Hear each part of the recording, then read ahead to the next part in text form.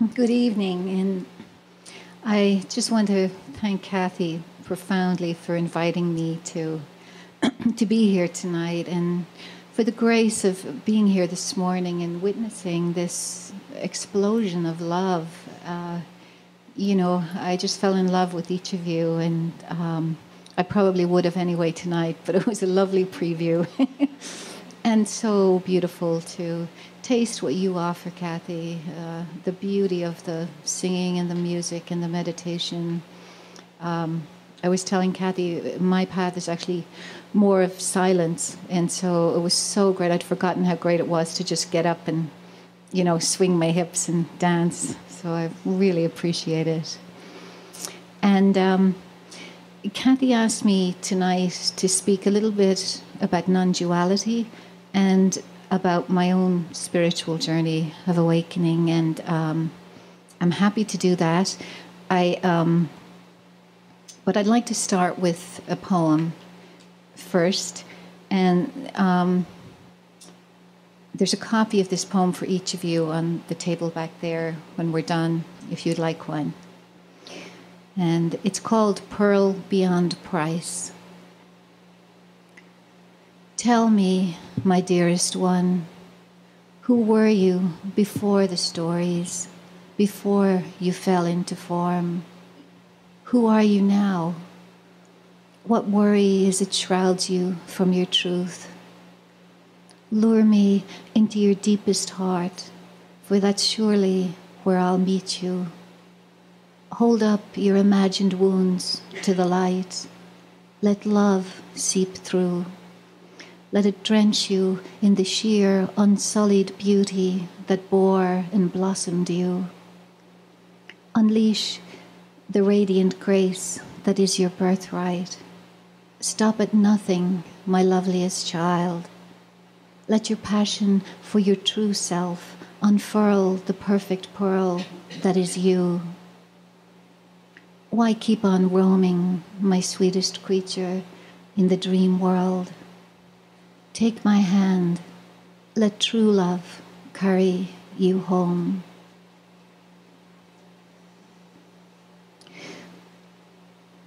So, a little bit about non-duality. I know that Kathy has probably already spoken about this. It is the path that I have followed for many years, and it's simply the idea that we aren't separate, lonely islands, but that we're all connected. I think of us like jewels, unique, beautiful jewels stranded together on this amazing necklace or amoeba of experience in this world.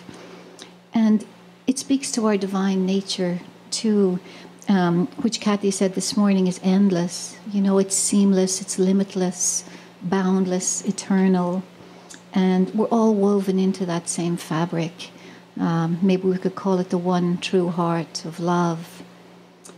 And my own journey is kind of a long one, so I've just finished a draft of writing a book about it.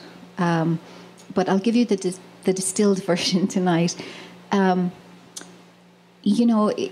was thinking about this yesterday, that it's really no surprise that my journey began on an island. I grew up in Ireland, and what could be more separate than that? And I left there when I was 21 and came to Oregon in America, and had what I considered a relatively happy childhood. For many years, I was devoted to the path of Kundalini Yoga. I loved it. And in that lineage, one of the gurus is called Guru Ram Dass. And it's said that on his birthday, if you make a wish, it will come true, guaranteed. And so every year I would make a wish kind of for simple things, a new dress, more income. And then one year I thought, I'm just going to go for the gold. So I wished for self-realization, and at that point I had no idea even what it meant. So many years went by until I was 40, and I went back to Ireland to teach. I teach creative writing and spiritual memoir. And I went back, I was teaching at the university in Dublin, and a time of great prosperity, rare prosperity in Ireland. There was a lot of building going on. And I was on the footpath walking back to my room on campus, and a truck came up behind me with a load of lumber on it that wasn't secured properly, went over a bump. It was speeding, and it swung off and cracked me in the skull.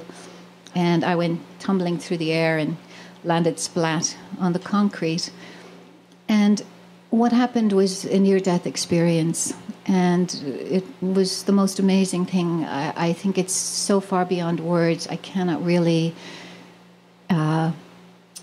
articulate it, but I can say and would like to share that I was shown, I felt it so profoundly, the absolute, unutterable perfection of this existence. I mean, I was looking down at this shattered woman with blood pouring out of her head, but I was thinking, why is everybody so upset? It's perfect. It's absolutely perfect. It was kind of like watching a dream, but it was watching the entirety of this existence and feeling the perfection in everything, even the most horrific acts. And I could feel that everything in this world is composed of love. It arises out of love, no matter what, even the worst things imaginable. And it was, inexplicably gorgeous in that state. And of course I wanted to stay. I had no desire to go back into that broken body, but I was given a very clear message that my work wasn't finished.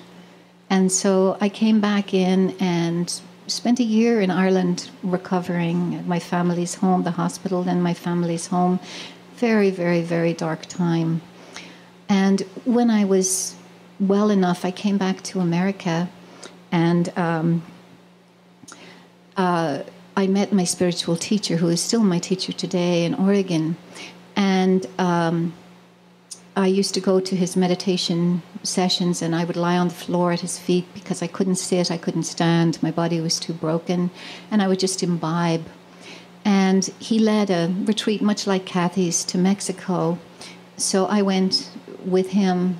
And I think after being in such a dark place, to arrive in such beauty, the sparkling ocean, we were in a house with a courtyard filled with flowers, and I just burst into tears. I could not believe such beauty. I'd been so shattered to my core that having this beauty so unexpectedly just ripped me open.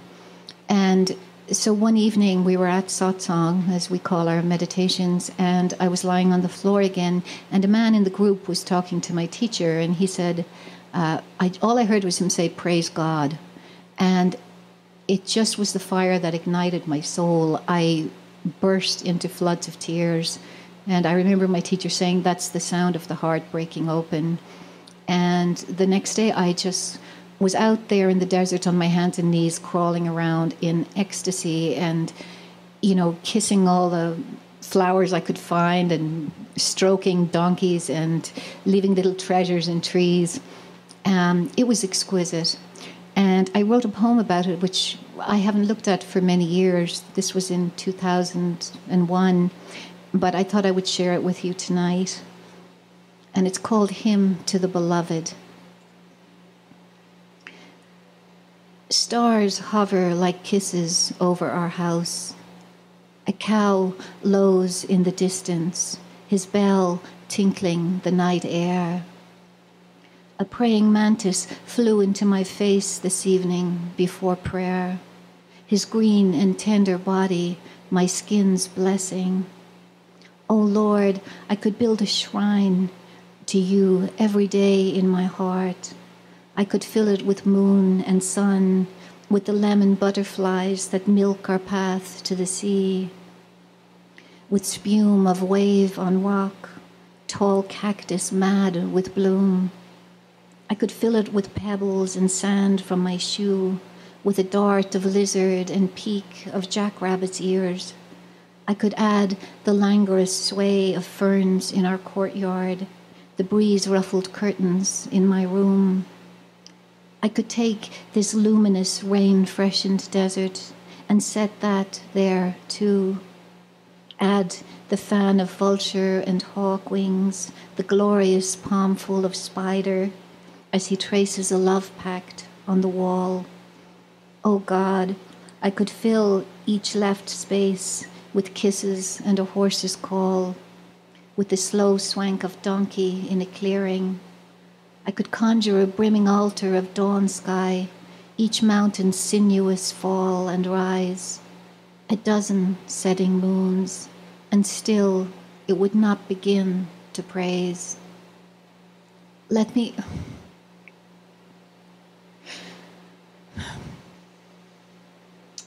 at least spend my days trying. Let me fail you 1,000 ways. Let me breathe one more, Lord, of your ravishing days, and I will tell lovers and children and the bird at twilight of your deepest secrets.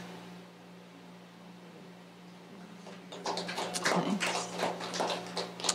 Oh, it just brought me back.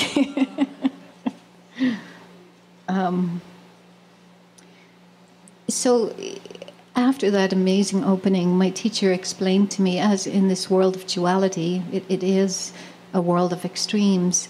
And he said, with every expansion, there has to be a contraction, and this won't last. And I was, oh, no, I'm never going to leave this state. It's perfect. But that was my honeymoon. And I came back to Oregon and continued meditating. And at one point, not long after that, I was assaulted by a barrage of very, very intense memories from childhood that had been so profound that and brutal, that I had completely suppressed them from conscious memory. And perhaps it was God's way of giving me a blow to the head to trigger those again. I was so graced to have a teacher who could guide me through this ripping open, really. And I left the world for 7 years and lay on my bed. I cried for probably 4 years straight.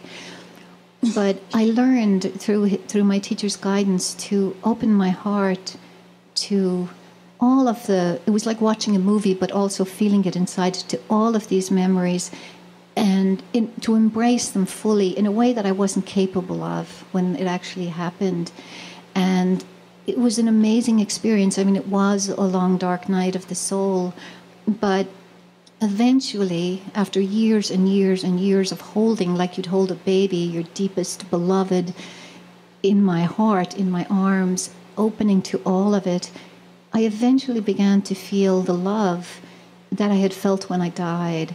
The love for all of these people, even my abusers, for everybody involved. And I could feel such compassion and love for the people who had, if you can call it that, who had abused me in pretty horrific ways. And I got to see how the perpetrator and the victim are both victims, how they both feel powerless, and they act it out in their unique ways. And it was so beautiful to feel that love, that they also came out of this love that we all are, and that there was nobody to point a finger at, that violence begets violence. It's passed on from one generation to the next. And it felt like it was given to me to end that cycle for my tribe, at least within my own family. And so there's immense gratitude for that. And there were periods of opening and closing within that time frame. And I lived on a little house on the riverbank. And I remember going out and standing one day, and I just felt like I was going to be airlifted back into heaven. And even though I'd wanted to be dead again because it was so beautiful for so long, fear came up. And so I wrote this poem about it. It's called Silence. It's from this book, Duet with Hummingbird, but I think I know it by heart. Silence. The breeze on my neck told me I was about to be uplifted. Why did I cling so hard to earth? Doesn't the salmon live only to go back home? I love you, sky. I love you, grass. Flowers drizzling in the wheat of my hair are a miracle. But something louder is singing, and it is soundless. It is a current that knows.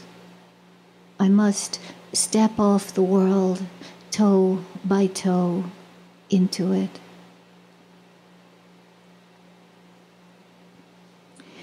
And so that has been my journey. But after those memories had kind of been embraced, and they all dissolved, and I felt, hundreds of pounds lighter. I didn't even know I'd been lugging this weight around on my back. And I was incredibly, incredibly grateful for it. And it continued, a journey. I think the dissolution of the ego, which is what keeps us separate, that shell, it really entails embracing all of your biggest fears. And certainly they were mine. But, over the years there have been more. And so I'm going to end this section. I guess we're going to do three parts, and Sahadev will lead a chant for us afterwards. But I'll leave you with this one poem. It actually doesn't have a title.